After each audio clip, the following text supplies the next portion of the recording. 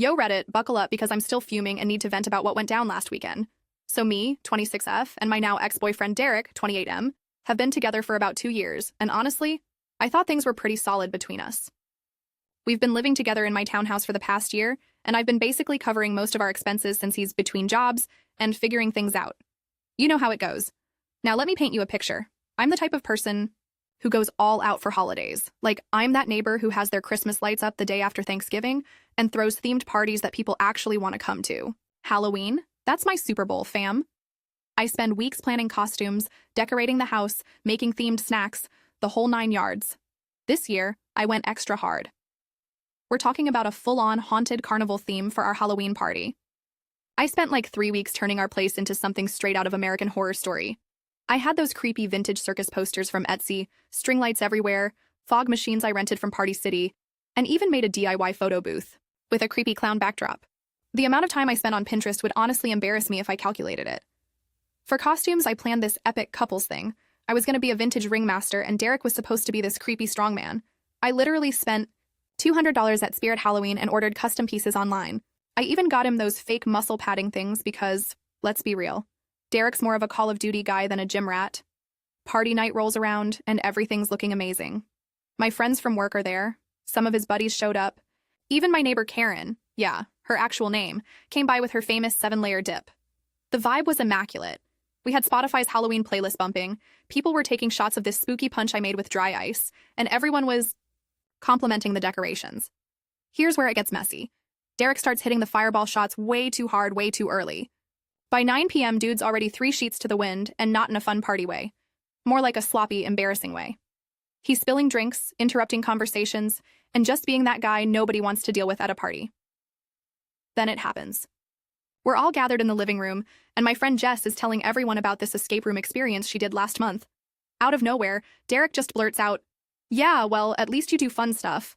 Unlike Sarah here, who's boring as hell most of the time. Dead. Silence. I'm standing there in my full ringmaster getup, top hat, red tailcoat, the works, feeling like someone just slapped me across the face. Everyone's looking between us like they're watching a car crash in slow motion. I tried to laugh it off like, ha ha, very funny, babe, but this man doubles down. He goes, "No, for real though. She acts all extra for Instagram, but day-to-day, boring as hell, y'all." The audacity, the absolute audacity of this man who's been living rent-free in my house, eating my Trader Joe's groceries, using my Netflix password to call me boring, in front of all our friends. At the party I spent weeks planning, I didn't even say anything. Just walked upstairs, grabbed a giant hefty bag from under the sink, and started throwing his stuff in it. His Xbox, his gross protein powder collection, his Supreme hoodies that he thinks make him look cool but really just make him look like a high schooler. Everything went in the bag. People downstairs could hear me stomping around, and Derek comes stumbling up like, "Babe, what are you doing? It was just a joke." I looked him dead in the eye and said, "You know what's boring? A grown man who can't hold a job, can't pay rent, and can't even appreciate someone who's literally keeping a roof over his head. Get out." The panic in his eyes when he realized I was serious? Chef's kiss. He starts with the waterworks, telling me he didn't mean it. He was just drunk. Please don't do this. Where's he gonna go? Blah, blah, blah. Not my problem, Chief. I dragged that bag downstairs, opened the front door, and literally yeeted his belongings onto the front lawn. My neighbors were getting a show that night, let me tell you. He's standing there in his half-assed strongman costume, didn't even wear the muscle padding I bought him, begging me to let him back in. I told him maybe he should go find someone less boring to mooch off of, then slammed the door in his face. My friend Jake had to physically remove him from my porch because he wouldn't stop knocking. Last I heard, he's been crashing in his buddy Tyler's car in the Walmart parking lot off Route 9. Tyler's girlfriend won't let him stay at their apartment because, surprise, surprise, she also thinks Derek's a loser. My phone's been blowing up with his texts. Everything from "I'm sorry" to "you're overreacting" to "can I at least get my phone charger?" Meanwhile, I'm sitting here in my peaceful Derek-free house, watching Netflix and eating leftover Halloween candy in absolute bliss. The group chat's been wild too. Apparently, this isn't the first time Derek's pulled this kind of nonsense. My friend Megan said he once told her boyfriend that she tries too hard at her job as a kindergarten teacher. Who says that? Anyway, that's where we're at now. Part of me feels a tiny bit bad seeing his Snapchat stories of him looking pathetic in Tyler's Honda Civic, but then I remember him calling me boring in front of everyone and I'm like, nah, he made his bed. or in this case, his car seat. Reddit. Did I overreact? Because I'm feeling pretty good about my decision, not gonna lie. Update 1. Well, if it isn't the consequences of his own actions coming back to haunt Derek. Y'all wanted an update, so here we go. It's been a week since the Halloween party disaster, and let me tell you, the drama has not stopped. First off, thank you for all the support on my original post. Some of y'all had me cackling with your comments. Special shout out to whoever said he wanted a strongman costume but ended up being a weak man. I legit spit out my Starbucks reading that. So here's the tea. Derek's been living in Tyler's car for the past week, and apparently it's not going great. Tyler texted me yesterday saying Derek's been using his gym membership at Planet Fitness just to shower, and he's been eating nothing but McDonald's dollar menu items. The man who used to complain about my basic cooking is now surviving on pizzas and McChickens. The karma is delicious. But wait, it gets better. His mom called me. His mom. This woman who I've met maybe 4 times in 2 years suddenly wants to have a heart-to-heart about her baby boy. She starts going off about how I'm being cruel. How could I throw him out with nowhere to go? He made one mistake, yada yada yada. I hit her with the facts. Ma'am, your 28-year-old son hasn't had a stable job in 14 months. I've been paying for everything. And he publicly humiliated me at a party I spent weeks planning. Maybe instead of calling me, you should be asking yourself why your adult son can't function without a woman taking care of him. The silence on the other end? Immaculate. She then tried to guilt-trip me by saying he's her only son and she's worried about him. I told her he's welcome to move back home to Ohio if he needs a place to stay. Suddenly, she had to go because her casserole was burning. Sure, Jan. Now here's where it gets really interesting. Derek's been telling people a completely different version of events. According to his narrative, which my friend Anna heard through the grapevine, I kicked him out because he wouldn't commit to marriage. Marriage? This man couldn't even commit to doing his own laundry. He's also been sliding into my friend's DMs trying to get them on his side. He messaged my best friend, Lisa, saying I was emotionally unstable and had control issues. Lisa screenshotted everything and sent it to our group chat. We've been roasting him harder than those marshmallows at summer camp.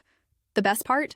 He tried to log into my Netflix account, but joke's on him. I changed all the passwords the morning after I kicked him out. He also tried to use my Amazon Prime account to order something, probably more protein powder or those dumb gaming headphones he's always wanting, but I had already removed his access. He's learning real quick what boring Sarah was actually providing. Speaking of social media, his Instagram stories have been a whole journey. It went from sad car selfies with captions like, "Going through it, RN," to these weird motivational quotes about Phoenix rising from the ashes and real ones know the truth. Sir, you are rising from the passenger seat of a 2015 Honda Civic in a Walmart parking lot. Please be serious. His boys are starting to get tired of him too. Tyler's girlfriend Rebecca reached out to me. We follow each other on Instagram and said she's about to ban Tyler from letting Derek use the car as a hotel. Apparently, Derek's been leaving trash everywhere, and the car smells like a combination of Axe body spray and desperation. Oh, and remember that Xbox I threw out with his stuff? His gaming buddies told me he's been trying to get back into their Call of Duty squad, but he can't play because, wait for it, his Xbox is sitting in Tyler's trunk and Tyler won't let him set it up in his apartment. So now he's reduced to mobile gaming on his phone with whatever Wi-Fi he can steal from Starbucks. How the mighty have fallen. The funniest update? He applied for a job at the GameStop near my house. My house. The audacity of this man knows no bounds. The manager there, Pete, is actually a friend of mine from my weekly trivia team. Pete texted me like, "Yo, your ex just applied here. His resume is basically empty. Should I interview him just for the entertainment value?" I'm not that petty. Okay, maybe I am a little. But I told Pete to do whatever he thinks is professional. Though I might have mentioned that Derek has a habit of showing up late and making excuses. What? It's true. Meanwhile, I've been living my best life. Redecorated the spare room he used as his gaming cave. It was literally just a mess of empty Monster cans and dirty clothes. Turned it into a cute home office with a desk from Target and some plants from Home Depot. It's giving boss lady, working from home vibes, and I'm here for it. My Halloween decorations are still up because, honestly, I spent too much time on them to take them down after just one party. Plus, every time I look at that creepy clown in my entryway, I remember Derek's face when I kicked him out, and it brings me joy. The group chat's been placing bets on how long until he comes crawling back with a real apology. Jess says 2 weeks, Mike says a month. I say never, because this man's ego is bigger than his contribution to our relationship ever was. Stay tuned for more updates. Something tells me this saga isn't over yet. Update Reddit fam, you're not ready for this update. It's been another week, and Derek has officially reached rock bottom, but he's still digging. Remember how he was living in Tyler's car?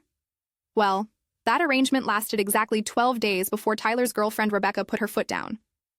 Apparently, Derek left Taco Bell wrappers all over the backseat and the car started attracting raccoons. Raccoons. Tyler had to pay $150 to get his car detailed, and Rebecca was done. So where's our boy Derek now? Living with his cousin Brad in a studio apartment on the sketchy side of town. Brad's a 22-year-old who sells essential oils for an MLM and thinks he's going to be the next Jeff Bezos. The apartment supposedly smells like a mix of lavender and desperation. But here's where it gets juicy. Derek's been posting these cryptic Facebook statuses. Yes, he still uses Facebook in 2024, about knowing who your real friends are and building my empire from scratch. Sir, your empire is an air mattress on your cousin's floor. He also started a GoFundMe. I cannot make this up. The title? Help Derek get back on his feet after unexpected hardship. The description claims he was suddenly made homeless by circumstances beyond his control and needs money for a security deposit on a new apartment. He's raised $73 and $50 of that was from his mom. My coworker found it and sent it to our office Slack. My boss commented, "Isn't this the guy who lived with Sarah rent-free for a year?" The whole accounting department has been roasting him in the break room. The audacity gets worse. He showed up at my workplace last Tuesday. Security called me down to the lobby, and there he was, holding a sad grocery store bouquet and wearing the same Supreme hoodie he's been wearing since I kicked him out. He tried to give me this whole speech about how he's done some soul-searching and realized what really matters. I asked him if what really matters includes getting a job and paying back the roughly $18,000 I spent supporting him over the past year. His face went from hopeful to confused to angry in about 3 seconds. He actually had the nerve to say, "Why are you making this about money?" Why am I making this about money? This man was a financial black hole disguised as a boyfriend. Security escorted him out when he started raising his voice. My coworker filmed it from the second-floor window, and I'm not saying it's already been turned into a meme in our office. But I'm not saying that either. The best part? He tried to guilt-trip me by saying he lost his job interview at GameStop because he didn't have nice clothes. Plot twist. Pete told me Derek showed up 45 minutes late to the interview wearing sweatpants and a wrinkled t-shirt, then spent the whole time talking about how his ex, me, was crazy and vindictive. Pete was like, "Yeah, that's gonna be a no from me, dog." His social media meltdown continues. He posted a TikTok from Brad's account because his phone got shut off for non-payment, where he's lying on the air mattress talking about toxic femininity and how modern women don't appreciate real men. The comments were brutal. Someone wrote, "Real men don't mooch off their girlfriends for a year," and it got 2,000 likes. My neighbor Karen, remember her from the party, told me she saw Derek dumpster diving behind our local Whole Foods last Thursday. When she asked if he was okay, he said he was free gaining and reducing food waste. Sure, Derek. Sure. Meanwhile, I've been thriving. Went on a girls' trip to a winery last weekend, posted some cute pics on Instagram.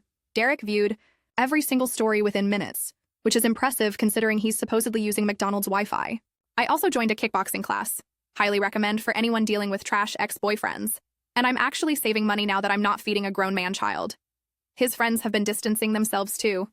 His buddy Mike unfriended him after Derek asked to borrow $500, just until he gets his settlement. What settlement? Nobody knows. Derek's creating imaginary lawsuits now. The group chat's been having a field day with updates.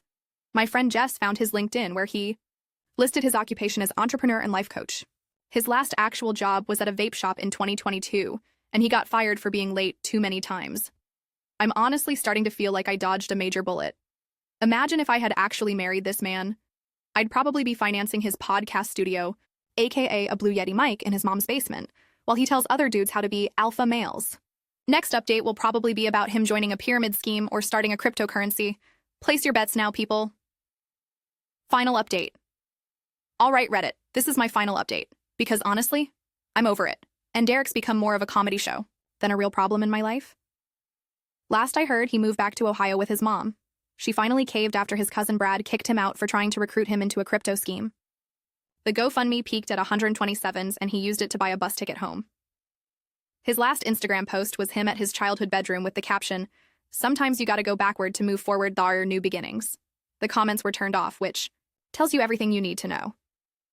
Tyler told me Derek tried to blame everything on Mercury being in retrograde and my inability to understand his vision. What vision? The man's greatest achievement was prestiging in Call of Duty. I'm doing amazing. turned his gaming cave into a yoga room, started dating a guy who has an actual job and his own place. Revolutionary, I know. And my Halloween party. This year is going to be even better. To everyone who followed this journey, remember you're nobody's rehabilitation center. When someone shows you who they are, believe them the first time. Or in my case, the 500th time. Peace out, Reddit. This boring girl is living her best life.